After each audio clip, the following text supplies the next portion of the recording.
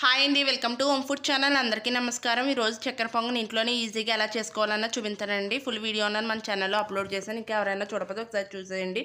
First stove వెలిగించుకుని half cup పెసరపప్పు, half cup బియ్యం వేసుకుని బాగా కలుపుకున్న తర్వాత ఒక కుక్కర్ గిన్నెలో తీసుకుని వాష్ చేసుకుని 2 విజిల్లు వచ్చేదాకా వేయించుకోవాలండి. నెక్స్ట్ ప్యానం పెట్టుకుని బెల్లం వేసుకుని బెల్లం అన్నది కరిగితే సరిపోతుందండి.